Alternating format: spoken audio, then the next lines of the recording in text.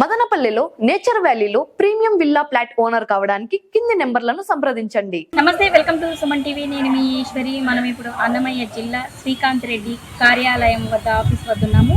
ఇక్కడ మద్యం గురించి ప్రెస్ మీటింగ్ లో చెప్పడం జరిగింది. మనం ఇప్పుడు చూద్దాం రండి. మాజీ ముఖ్యమంత్రి గారైనటువంటి వైఎస్ జగన్మోహన్ రెడ్డి గారి ఆదేశాల మేరకు మెడికల్ కాలేజీల పైన 1,000,000 సంతకాల సేకరణ అన్నటువంటి దాన్ని శ్రీకారం చుట్టాం. 1,000,000 సంతకాలతో ప్రజల యొక్క ఆవేదన, రాష్ట్ర వ్యాప్తంగా, ఆంధ్రప్రదేశ్ వ్యాప్తంగా ప్రజల నుంచి వస్తున్నటువంటి వ్యతిరేకత అన్నీ కూడా ఆ సంతకం రూపంలో చేర్చి గౌరవ జగన్మోహన్ రెడ్డి గారి ద్వారా గవర్నర్కి రేపు నెలలో నవంబర్ 26వ తేదీన చేర్పించాలన్నటువంటిది ప్రోగ్రామ్. మా పార్టీ ఒక ప్రోగ్రామ్ను ఇవ్వడం జరిగింది. దానికి అనుగుణంగా ప్రతి గ్రామం పర్యటించి, ప్రతి వార్డు పర్యటించి, ప్రజలతో సంతకాలు సేకరించి, మా నాయకుల ద్వారా ప్రతి వార్డు, గ్రామం, మండల కమిటీలన్నీ కూడా ఏర్పాటు చేసుకొని భవిష్యత్తులో మరింతగా ప్రజల తరపున పోరాడడానికి సంసిద్ధమవుతున్నాం. ప్రతి విషయంలో 16 నెలల్లో కూటమి చేస్తున్నటువంటి అనేకమైన తప్పిద కార్యక్రమాలకు ఏదైతే ఎన్నికల్లో చెప్పి వాగ్దానాలను ఎగరగొట్టిందో దానిపైన పోరాటాలు కానీ, రైతుల విషయంలో కానీ, మహిళల విషయాలలో కానీ, అన్ని విషయాలలో, విద్యార్థుల విషయంలో కానీ, మెడికల్ కాలేజీల విషయంలో కానీ ప్రతి ఒక్కటి పార్టీ నాయకుడు ఆదేశానుసారం మా కార్యకర్తల అండదండలతో మేము కార్యక్రమం చేపట్టుతున్నాం. నిన్న నర్సీపట్నంకు జగన్మోహన్ రెడ్డి గారు వెళ్ళినప్పుడు అనేక ఆటంకాలు సృష్టించినా కూడా ఉత్తరాంధ్ర అంతా దద్దరిదిల్లే విధంగా దాదాపుగా 70 కిలోమీటర్ల పైన జనాలు, లక్షల మంది స్వాగతం పలకటం, తనను జగన్మోహన్ రెడ్డి గారి పట్ల ఉన్నటువంటి ప్రేమను చూపించడం మనం కళ్ళారా చూసాం. మెడికల్ కాలేజీల పైన వ్యతిరేకత కూడా మనం కళ్ళారా చూసాం. ఇంతగా ప్రజా వ్యతిరేకత ఉన్నా ఏ మాత్రము కూడా ఆలోచన చేయకుండా గౌరవ ముఖ్యమంత్రి చంద్రబాబు నాయుడు గారు తన పట్టింది తన యొక్క ఆప్తులకు కట్టబెట్టడం కోసం, తన బినామీలకు మేలు చేయడం కోసం ప్రజల సొమ్మును, ప్రజల ఆరోగ్యాన్ని పణంగా పెట్టి PPP 3 కింద మెడికల్ కాలేజీలు ఇవ్వబోతున్నాడు. ఇంతగా రాష్ట్ర వ్యాప్తంగా వ్యతిరేకతను కనిపిస్తున్నా తనకి ఏమాత్రం చీమ కొట్టినట్టు లేకుండా నోటిఫికేషన్ కూడా జారీ చేసేసి వాటిపైన టెండర్ నోటీస్ కూడా ఇవ్వడం జరుగుతూ ఉంది. PPP 3 కింద ఇచ్చేయాలని చెప్పి ఎందుకు ఈ విధంగా చేస్తున్నాడు? 17 మెడికల్ కాలేజ్ స్వతంత్రం వచ్చిన తర్వాత కూడా కేవలం మనకు 10, 12 మెడికల్ కాలేజీలు ఉన్నాయి, ప్రభుత్వ మెడికల్ కాలేజ్.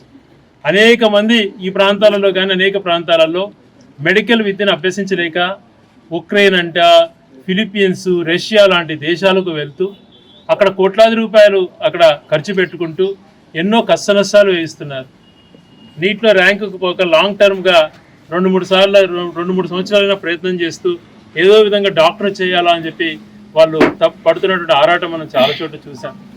ఇటువంటి పరిస్థితి ఉన్నప్పుడు పేదవాళ్ళకు మంచి జరిగేటువంటి విషయాలలో ఒక మెడికల్ విద్యను ప్రభుత్వం ద్వారా అందిపుచ్చుకునేటువంటి అవకాశాన్ని ఎందుకు ఈ ప్రభుత్వం నీరుగారుస్తుంది?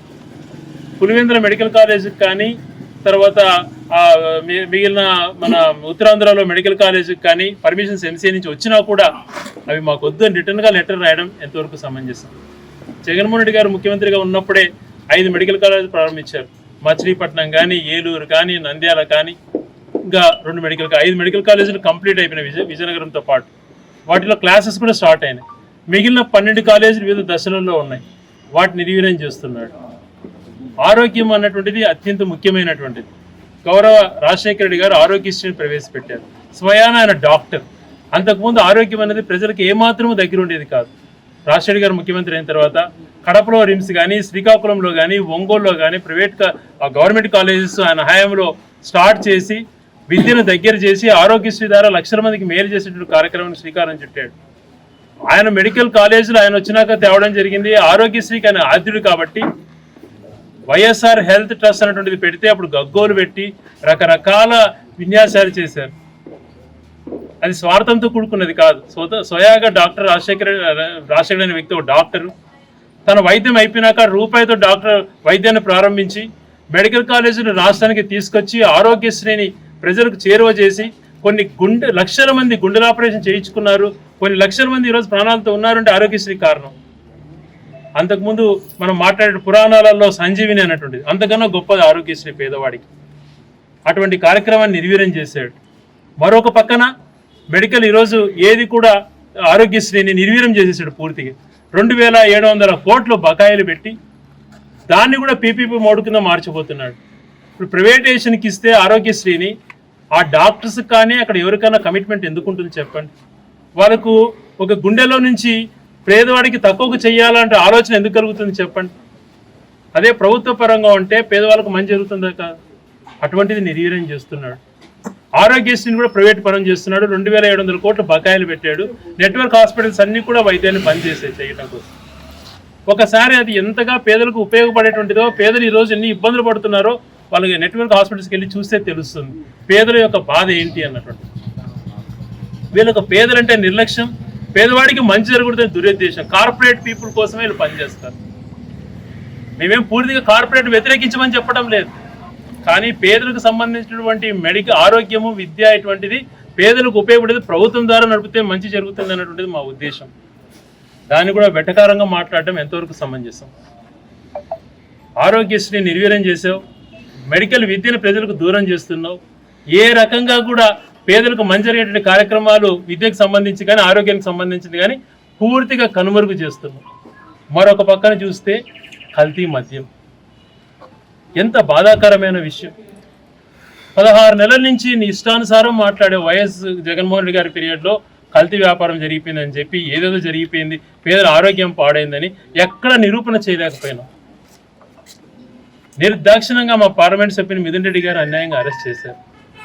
70 రోజుల పైగా జైల్లో పెట్టారు. ఆయన రిలీజ్ బెయిల్ అప్పుడు ఎవరైనా కూడా కొంచెం మనము వ్యవస్థలు గౌరవం ఉన్న వాళ్ళని ఒకసారి చూస్తే ఆ బెయిల్లో కూడా క్లియర్గా మెన్షన్ చేసి క్లీన్ చిట్ ఇచ్చింది మిథున్ రెడ్డి గారికి. అది సరిపోదా? ఏ తప్పు చేయలేదు కదా ప్రభుత్వం అని. అనేకమైనటువంటి సీనియర్ ఆఫీసర్ అయినటువంటి ధనంజయ రెడ్డి గారిని కానీ కృష్ణమోహన్ రెడ్డి గారిని కానీ ఎందుకు నిర్బంధించారు?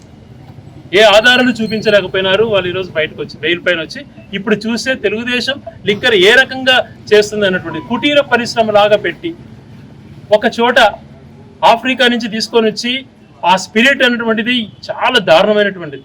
మనుషులు ఆ స్పిరిట్లో ఏమాత్రం వాళ్ళు గొంతులేకపోయినా పేగులు కూడా కట్ అయ్యేటువంటి పరిస్థితి అంట. అటువంటి స్పిరిట్ని ఒక ఫార్ములాస్ ప్రకారం కాకుండా వాళ్ళు ఇష్టానుసారం మ్యానుఫ్యాక్చర్ చేసి ఒక్క రోజులో ఒక కుటీర పరిశ్రమలో మొలకల చెరువు దగ్గర జరిగినటువంటి కార్యక్రమంలో ఒక కుటీర పరిశ్రమలో కల్తీకి సంబంధించి ఒక్క రోజు 3000 కేసులు తయారు చేస్తారట.